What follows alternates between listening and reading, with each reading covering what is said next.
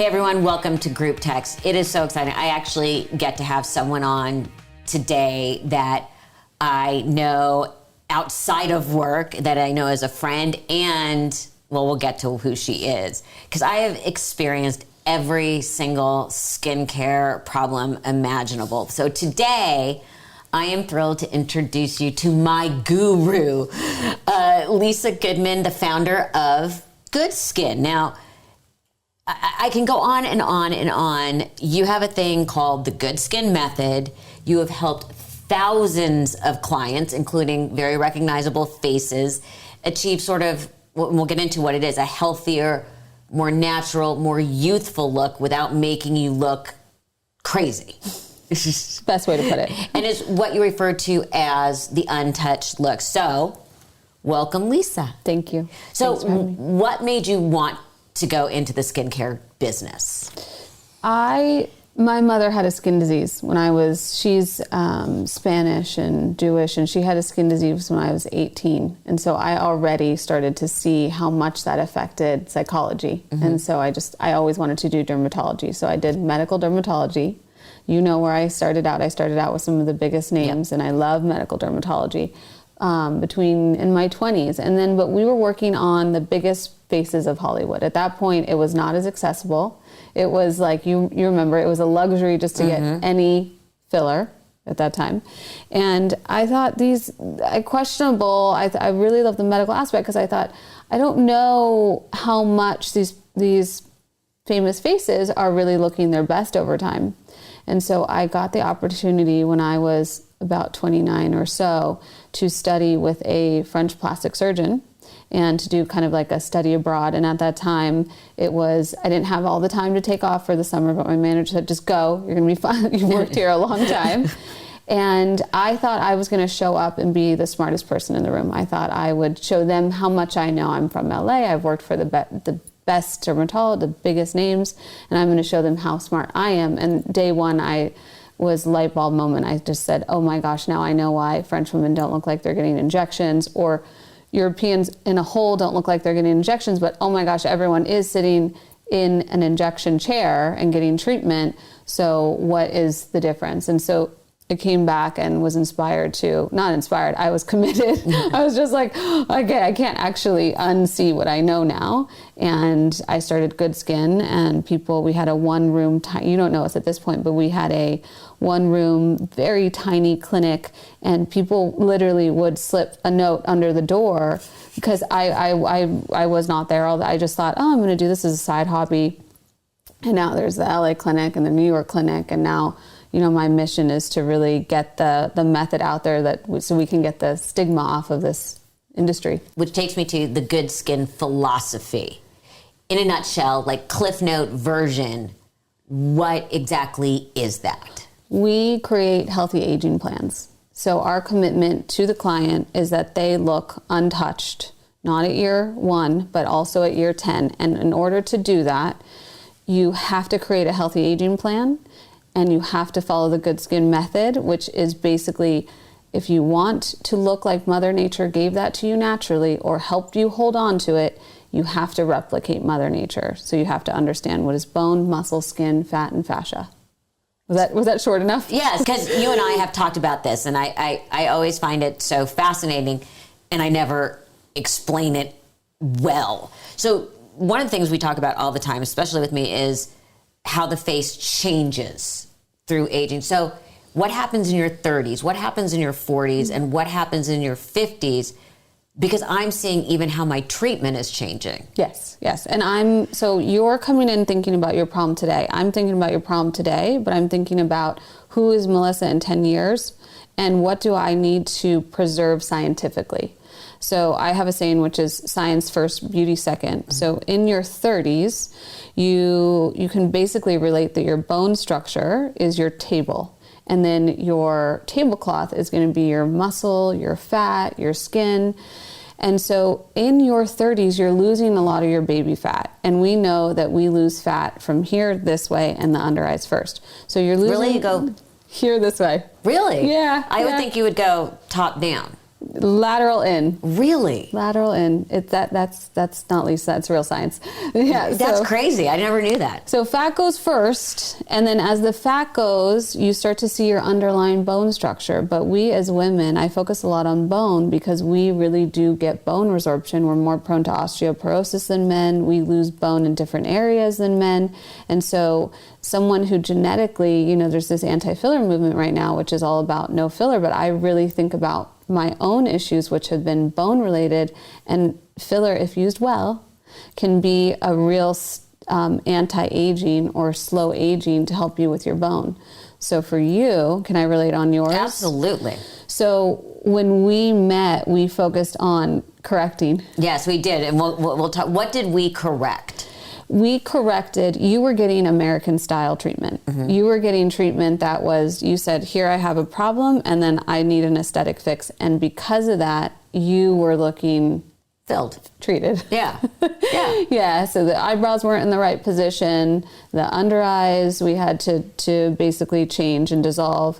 So you weren't getting like for like treatment. So I went in there, I started to understand who is Melissa, bone, muscle, skin, fat, and fascia. And now how do I dissolve and correct the work you've done and put in this method, the GoodSkin method and the European methodology on your face, which was, I started to correct like for like. I started to understand you have a fat issue, I need a fat product. You have a bone issue, I need a bone product. And again, for you, you have really beautiful bone structure. You wouldn't know it today. You do. You have really, really beautiful bone structure. And so what I'm thinking is, how do I help you with your volume and your skin? But how do I help you preserve also your bone structure? Because that's going to be the table that holds up your tablecloth over time. And every time you come in, you put up sort of your process pictures, and it's really amazing. It's really... You're just like, ooh. But I have to say, the photos are not attractive. Not at all. You do these 3D photos and you do half a face and you look cross-eyed in them. They're not. I actually struggle with photos because my dad and sister are psychologists, and I thought, like, God, we're like really throwing this in people's face at first. And every first time patient has the same reaction, which is like, oh my gosh, there are a lot.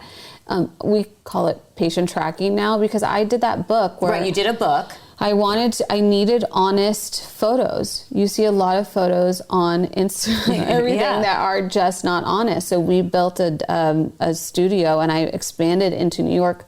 Literally, I did not really want to expand in New York. It was a 3-year project, but I needed a more accurate photo room that would imitate daylight and not. So that's, to track your results, we needed an accurate place to do that. And so everyone ends up over time loving our patient tracking because they keep me honest. Yeah, but those photos are just depressing every time. Okay, well, where are you at with them now? No, but I still hate looking at them. Really? I mean, I like to see the difference, and that's really cool, but without fail, and you had to explain this to me, because you're putting together two sides of the face. Yes. You always look cross-eyed in the pictures. Oh, yeah. Well, I could actually, if you ever wanted to really know the secret with that, you just need to stare better at the camera. Because I'm always like, am I going cross-eyed? No, that's the 3D symmetry model, and you're just meant in the nicest way. You're not staring straight enough, so it's capturing you when you're blinking. Because it's 3D. It's not. Yes. It's not. Yes, pretty. That one is helpful for symmetry because we track symmetry. Okay, so 30s is where you live. What happens in your 40s? 40s. I love the 40s. I'm in my 40s. So 40s is going to be, okay, you've lost your nice baby fat, but now you're seeing too much fat loss. Your underlying bone structure is showing up. So say you don't have great bone structure. Say you have a weak chin or you have poor cheekbones. Well, now your tablecloth is going to be sagging in that area. And that's what I really focus on for people in their 20s. I really want to understand what is their structure like? Where can I help them so that when they get to their 40s, it's not just a puddle, basically. Which is always a pretty thing when you think about your skin. Yeah. It's a puddle. And then by 50s, right? Yeah. So 40s is a lot about bone preservation, really. Because by 50s, we really have quite a bit of bone resorption and then sagging because we have the lack of elasticity, our hormones change. And so I really also want to make sure we get into the 40s with the skin in a really good shape, which is something I focused on with skincare. But that was to get the skin in good shape because we want to prime ourselves to be in the 50s and everything to work well. Okay, 50s. I've seen changes, even with your help. For me, it's, again, more fat loss. And I've also lost weight, which has made me lose that. And the truth is what they always say, all these great, 1950s and 60s actresses, at one point you have to choose between your face and your ass. Nowadays we don't have to. Which is fantastic. Although could we take some from my ass and put it in my face? But I think that's a different conversation. We kind of are doing that nowadays, So what is the big change you see in women in their 50s? Women in the 50s, it's going to be you've lost bone, you've lost too much fat, and now you're really seeing the jowling and the sagging. So that architecture. So clients that work with me will often say, I'm focusing on the foundation. I'm building their foundations back. You have great bone structure, so we have worked on it in some spots. But we haven't had to totally work on it, which is why even with your weight loss, you really haven't had a lot of sagging. But we work on my jaw. Yeah, we do work on your jaw. Because I hate this. And one of the things I love about you is you were honest with me and said, we can maintain, but if you really want to see a big difference, you're going to need to have under your chin done. Oh, you mean surgery-wise? Yeah.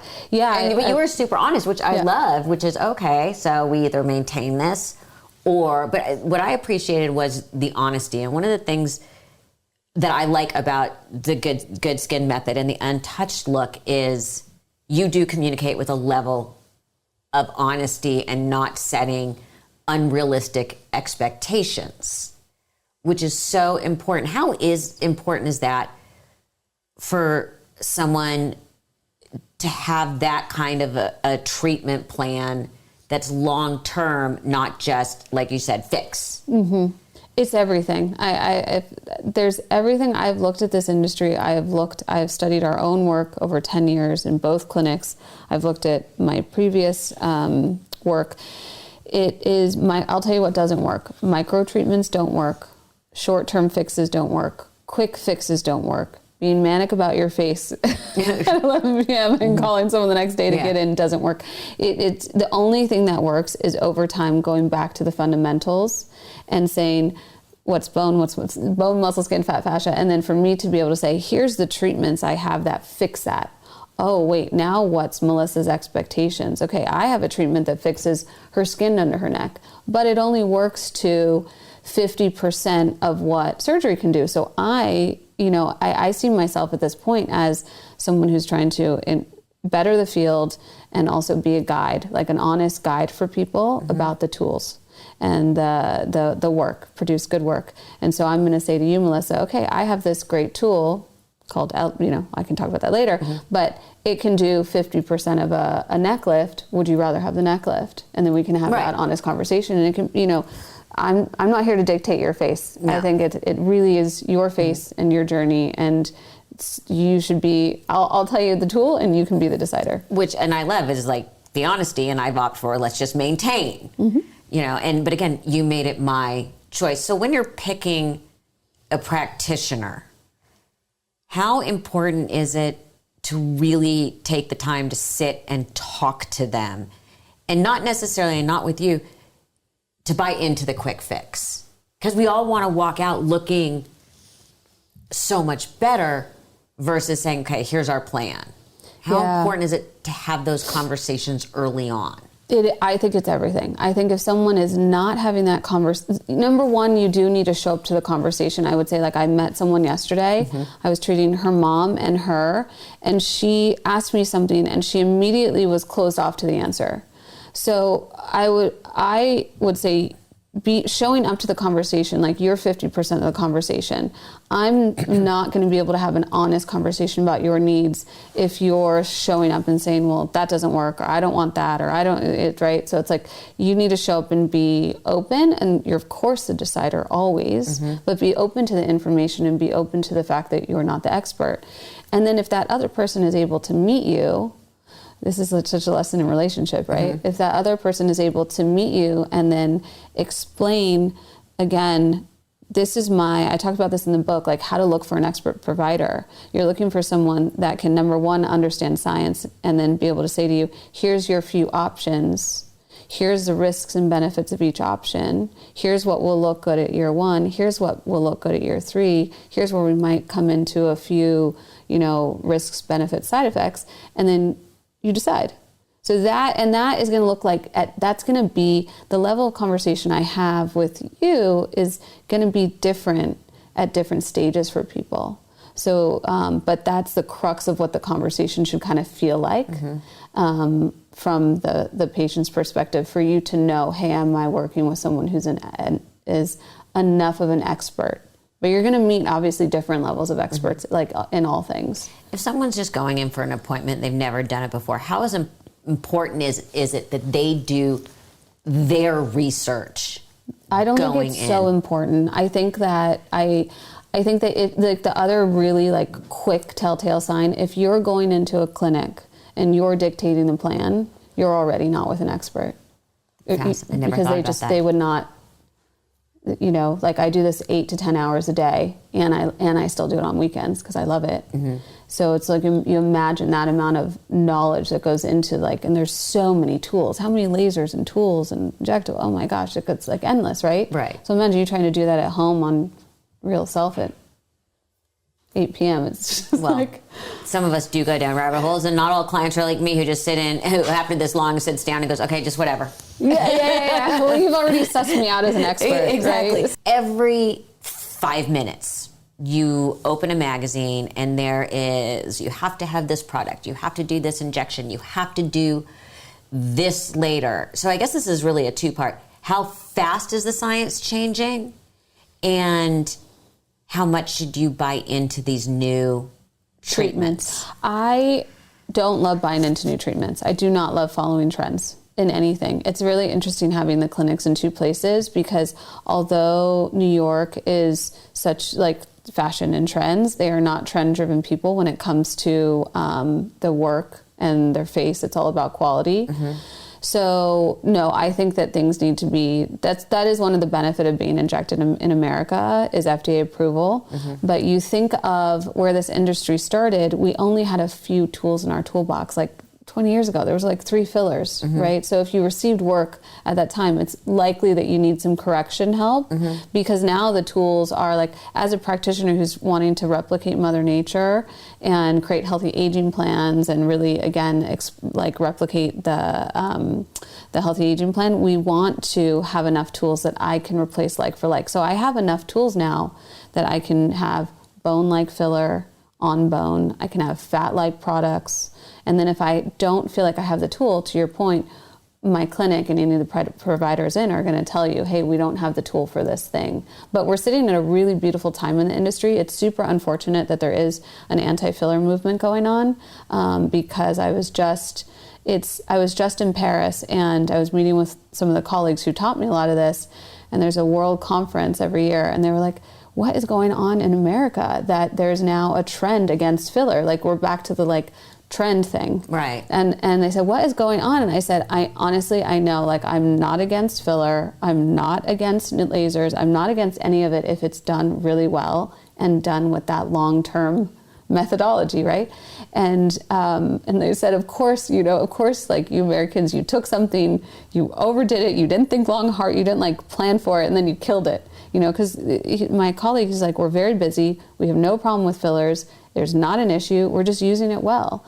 So I think that first question, which was about how quickly do you latch onto new things, it's still another trend. I think that this industry needs to stop being trend driven and look at the science really and use the tools well. Do you think a lot of that in the trend driven has to do with the celebrities who are popular in the moment? I know, and I'm not criticizing because they look beautiful. Yeah. They don't look natural, but they look beautiful. The Kardashians. Kendall looks natural. But do you think that so much of what happens here is completely tied into celebrity? Yes. Where I feel like in Europe, it's not tied into celebrity so much. It's more tied into the people you see on the street. It's not. You're right about that. No, that is actually like, there were some celebrities that were photographed with, like on a poor day, right? And it could have been a number of things, but then yes, that created like a don't do this. And I do think the marketing laws in Europe are different than here. The social, even the Instagram laws and all that for marketing are totally different than what's allowed here.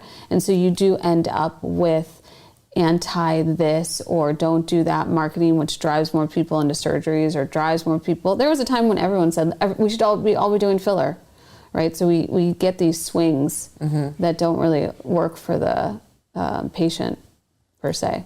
So regenerative treatment, you've explained that. That's the trend now. I'm just saying. But it is. So, it's like okay, so you were now. ahead of the curve. Right. If someone's at home, what kind of products should they, because, okay, let me back up. Like me, Yes. you are a laser junkie. Yes. So if someone could go in, they don't have unlimited budget, what is, in your opinion, the best general laser to do? Best bang for the buck, but not for your social life. I know where you're going because I saw you doing this. CO2 laser, right? Yeah. Real deep CO2 laser. Yeah. Best healthy expectations, not a ton of, but it really depends. I have met people who said, that didn't do anything for me. I said, show me a photo of what you looked like for 3 days and show me your settings. We know Morpheus is going to love that I've said this, right? Morpheus. Right. Right. And then, but it goes back to, I meet so many clients that say, I had this laser treatment, I had that laser treatment, and I didn't see anything. And I say, you don't really have a tissue issue, you have a volume issue. So we should be spending our efforts, our budget, our time is totally valuable too, into maybe regenerative medicine like Sculptra, Renuva. We can use some fillers as regenerative medicine too. That's going to solve your root issue, which is more volume and bone. And then guess what? It was really never a total laser issue. Does that make sense? Complete. So the CO2 laser, which everybody is super into right now. There's pictures all over Instagram and TikTok of people going through the process. You did it. But it's so funny. I mean, I wish everyone would know that's right now we are in a laser trend. And so that's what people are willing to share. And I'm so proud that I'm so happy to see that this is going on. We have a number of ambassadors that are willing to be open and honest, and that's changing the narrative for women about these treatments and about not feeling less than, right? But just for anyone, I had one client, my own mom, who's in her 60s, called me and said, "Oh, I see that she's doing laser. Is that all she's doing? That's how she looks like?" I was like, "Really, Mom? She's getting like I can't disclose, but she's having every treatment in the books. So people need to know that there's more going on than meets the eye, right?" Well, I always have visions of you during awards season with magnifying glasses and your face this close to the TV, seeing A, how everybody looks, and B, how your clients look. Because I usually see you right before, right after. I'm always have visions of you so funny doing this and taking notes. I look at it more on social because there's not as flash photography is pretty damn flattering. But I always have that's always my mental picture of you. It is a little. I do watch when I can't sleep, and some people use social to. I get stuck in an occasional I bought that on Instagram, but I do watch and see how. I think it's so important to when you come for those photos that you hate but you love. Yeah, hate but love. I look at you under expression. Right? I look at you, what's happening to your face in motion. Yeah, because you have to do this, and you have to do the eek face, and you have to look down at your phone, you've got to raise your eyebrows, you have to do kissy face. I know them all way too well. And you go front, 3/4, side. The only thing I'm going to say is I know you're all about the aesthetics, especially of even your surroundings. Yeah. You do need to put a little dot in the wall. Oh, we can give. I know. Everyone says the same thing. I said, why does she not put a dot on the wall where you're supposed to focus? They're like, because it doesn't look good. You know, exactly. It ruins the wall. Design is in the details, even in your face. This is why this is why you love coming to my clinic so much. Every time I think, one day I'm just going to put a little X on the wall. You can, and it should under there say Melissa. Exactly. Right now, the huge trend, you can't get away from it, is French pharmacy products. And you are a Francophile. Yeah, I was more before. Yeah, you were you love the French aesthetic. You love France. I did learn a lot from Swiss doctors, just to be like, I used to spend years just going and tracking down methodology and techniques, and a lot of them were Swiss. Just to be fair to the Swiss. Just to be fair to the Swiss. Yeah. So everyone's like, you got to buy this product, French pharmacy, French pharmacy, French pharmacy. What are worth the money? What are not worth the money? And honestly, as my derm says, a lot of times the products that you're paying double for, you can get at CVS and they're the same quality. Yeah. We're talking about skincare. Are we talking about serums, or are we talking about creams, or are we talking about, that's so I created a skincare line called Remed. We're taking that off. It's fantastic. I use it. No, but like, in truth about that, it's really about like the transparency about the ingredients. Yeah. So, and that's like the French pharmacy. I don't find a lot that I need there anymore. There was a time where our sunscreens weren't as good as what was going on in Europe. Yes. We have that now. There was also a time where the products we had in my industry, like I said, we had 3 fillers. We could not replicate bone very well at all. So we are sitting at such a great time where I have a lot of great tools. There's even a tool for removing the skin here. It's a really great time to be practicing if you want to practice in a holistic methodology where you care about all the details. Yeah. So in terms of the French pharmacy, I was just in Paris. I didn't buy anything in the French pharmacy myself. No, there's nothing I felt that I needed to carry back. I think it more or less is like it's a fun, cute thing to do, and there's definitely people on social talking about it. Someone called me a minimalist because I created a line of like 2 serums, and there's one more on the way that's sold out. But it's like, I'm a minimalist maximalist. I want to know that I have just all the best ingredients for my problem in an easy to use way. And then, maybe there's a drugstore cream. I just recommended to my sister the other day. I said, she's in her late 20s. I was like, you need these 3 Remed serums. They're going to handle all your signs of aging. And then go get this, I used to speak for a drugstore company in dermatology. Go get this drugstore cream. This is going to be enough for you at this age. Right. So I do think you can get, and it is hard. It's hard. Like, okay, now how do you know ingredients? How do you trust that? That was literally why I spent 9 years creating a skincare line, because I couldn't find, I came from derm. All of the derm skincare was like, okay, you trust the clinical effectiveness. Oh, but guess what? They're full of parabens, they're full of PIGs, they're full of phthalates, they're full of all of the things you generally don't want to use as endocrine disruptors. So I spent forever, but I focused truly on just the most effective blend that you could count on, and then you can mix and match some things that are over the counter easily. I love it. If I can make one suggestion. I'll take it. If we can color code the bottles for stupid people like me so that I don't have to remember which goes first, second, third, which am I only supposed to... I'm catching on that we need stickers. Yeah. But you know what the best part is? I designed them that they look really pretty on the counter. They do. I mean, let's be honest. I care about aesthetic, and I care about my life. And they look really nice lined up, and they're all very... I'm visually oriented. Yes. My husband does not, like, my team again would kill me. They'd be like, there's an order, we're going to hear about it, all the things. On days that I'm busy, I go 1, 2, and my husband has no order. He literally takes and just, and that's partially how I create minimalist maximalist.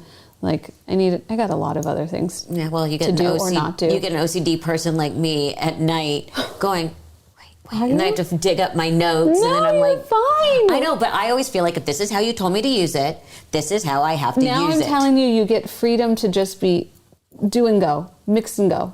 You've just uprooted my whole skincare routine. That's okay. I will make you some special stickers. I'm just going to put, but now that I know I don't need them, I don't have to do blue, red, yellow. You don't. Okay. You can do it the gal way. That's my husband's way. Yeah. So basically, okay, I'll make my counter prettier. Okay. I am your work in progress. People know I'm getting married next year. Yeah.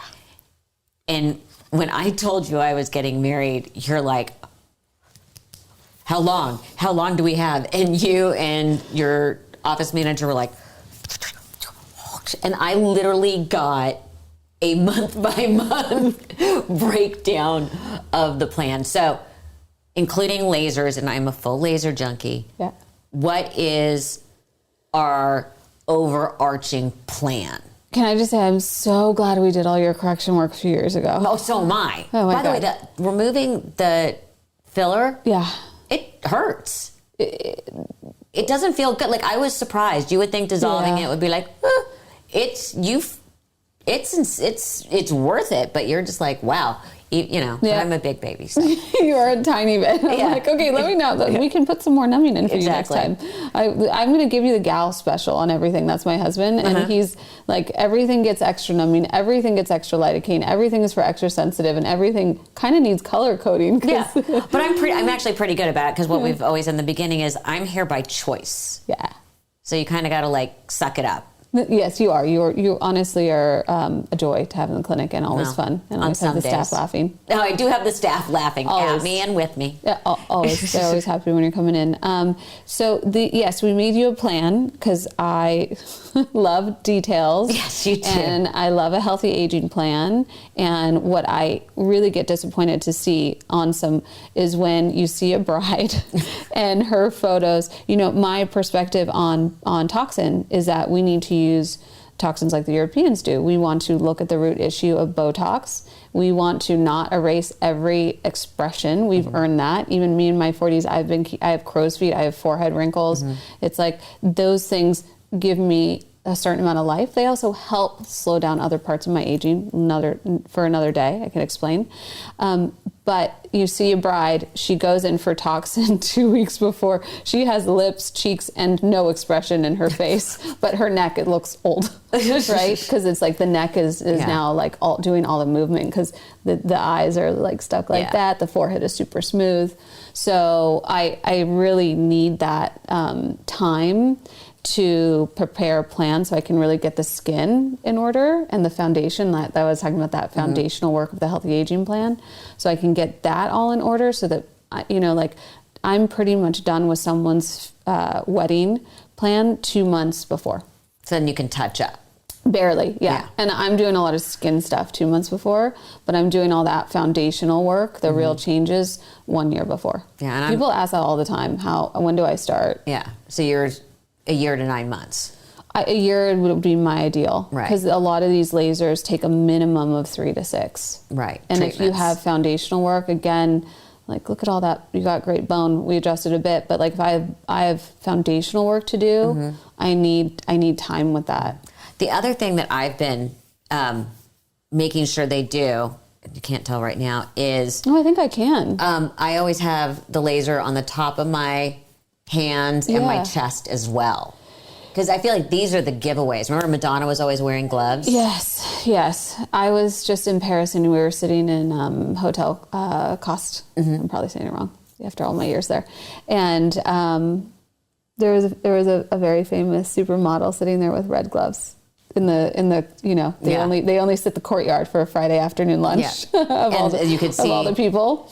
And no, she definitely had some red gloves on, and I literally thought, is this like, I know this isn't a fashion, but also like, I wonder if it's just not matching, Yeah. So it's funny you said that because I thought of that.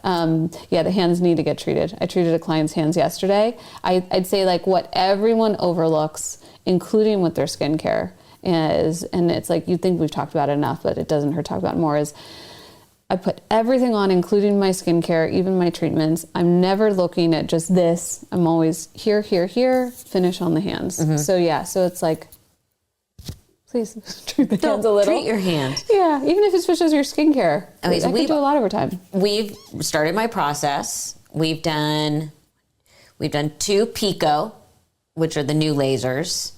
which you have to be patient with and really do need 3 because the first one gets just darker. It pulls everything out and you look in the mirror and like, what's happening? Second one starts to pull some more, but calm down what there is. And I haven't had the third yet, which I assume is going to get rid of all of it.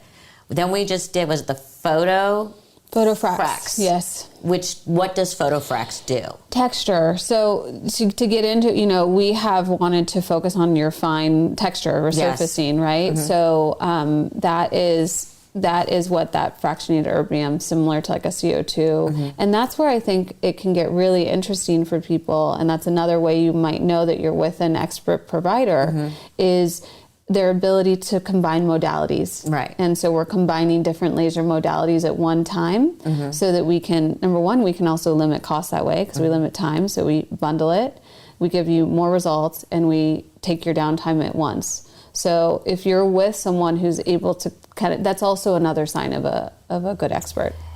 The CO2 laser, which is the big fancy one now, I saw in my plan, it's over a couple of times, but everyone I've seen has gone like whole hog first time out. Because for me, we always talk about I don't have downtime. Yeah. Yeah, I mean, I get this question a lot too. Will like a small treatment ever equal a large treatment? And no, because we're looking at like the difference of science. Mm-hmm. But it's back to the psychology of beauty. We're doing this are we chasing something, or are we doing this to feel better in our own skin? Mm-hmm. And so that's kind of the philosophy of why we called it even a healthy aging plan and not like an anti-aging plan. Which is, okay, we're doing a CO2 on you. That's not the crazy CO2. Is it ever going to give you the results of a crazy CO2? No, but it's meeting your life, and we're treating something. You're able to go on with your life. You have a full life and child and wedding you're planning and all the things. So it's able to do, in my opinion, meet all the markers that fits like a happy life, which is a healthy aging plan. So what are we going to do on this next one? I know you're always working on my jaw. It's so funny. So people don't know this as well. We have something in the clinic where we prep for every client. So before I go in a room, I have all your treatments, and I have I'm always tracking your genetics of aging, your asymmetries, and your facial balance. So believe it or not, I actually can't really know just looking at you. Mm-hmm. Like I know your face, I know you have good bone structure, I know we deal with volume issues, but I would need to like start touching and feeling your face, and I would need my prep note to be like, oh, this is what we're doing next. Because that's back in the, like, if someone does that for you quickly too, that's like, I can look at someone and be like, that should be there, that should be there. Like I can do that quickly, but I can't really know until I touch you and reference my whole, everything you've done, the whole file. The whole method. Yeah. The whole file. What is the most important question someone should ask their provider before they go into treatment? Because, by the way, I always like the fact that you guys have really good snacks, but that should not be why I pick you. But as an aside, you guys always have the best snacks. We do. You do have really good snacks. Yeah, we do. And they're also chosen to be healthy.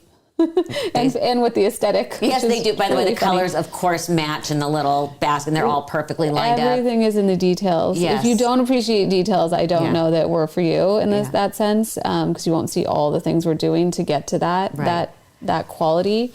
But what is the most important 1 or 2 questions someone should ask? They should really want to. They should ask, even if it's not a healthy aging plan, what is my treatment plan and why? And that why, this is where the European methodology, and we have lost the medical from the medical aesthetics field. And because of that, we're producing work where people don't look untouched, even though clinics are saying, hey, we do natural, and then you look at the work.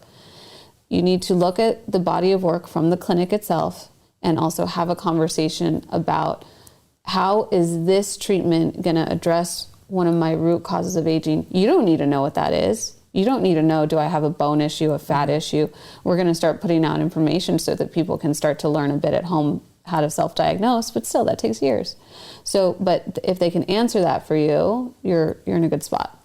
Okay. And setting your expectations, like you told me before, setting expectations is huge. Okay, well, I have to go shallow for a moment because I've been too like deep for 30 seconds. Worst client story you've ever had? Oh my gosh, it's probably like you caught me off guard. This wasn't even on our prep. No, I love that. But worst client story you ever had? Oh my God, there's different versions of this one. You know, I have to be honest, the one that first came to mind was I parted mutually, like kindly, parted ways with a client that photo tracking is really important, and her aesthetic, I actually have two good client stories. Her aesthetic, and I actually in LA, not New York ever, which is so interesting. So her aesthetic, we had corrected her and made her look more, we took her previous photos of when she was younger, which was uniquely her, right? So European methodology is we're not one size fits all. All our clients don't look the same. We had her, she was starting to look like everyone and injected. We restored her to her. She wanted to sit in the face that was like everybody else. So her and I had a total fundamental difference on aesthetic. And I respected her choice, right? It's on my body to sit in. I'm just subscribing to totally one way. Did she throw anything at you? Did she scream? No, I don't have those clients. No. Like, okay, great. No. So you just parted ways aesthetically. No, I want to know. She was not happy. Okay. She was totally not happy because at the end of the day, like, she wanted treatment that day and I wouldn't do treatment that way. So that was like, she was definitely mad at me. Okay. For sure. And oh my God, I had one other, and now I do remember. I had one other. Didn't anyone ever knock anything over? This is like stuff. No, I had one celebrity storm out on me, like a big celebrity that just got up and stormed out, and it was a whole scene, and I've never had that happen. And my staff was like, and it was because I didn't just say yes. And she was so used to it going the yes way. And I had said, like, I can't do it that way. Why are you wanting it? Like, I had come to the conversation more conversational versus more, you know, it's going to be my way and dictatorial and all that. And that wasn't what she was used to. And that I still look at that and think, like, what could I have done differently that could have met what she needed? You know, I still, but that's, I think, our biggest one. I was gonna say that what you could have done to meet her was send her to someone else. Yeah, I think she went back to that someone else, obviously, who was like making it look a certain way. Well, Lisa, I adore you. I love what we're doing. I'm letting everybody, which we've talked about, track my process and track my journey. So if I look like crap, it's your fault. I can't wait to be judged. Exactly. You can learn more about GoodSkin at GoodSkinClinics.com.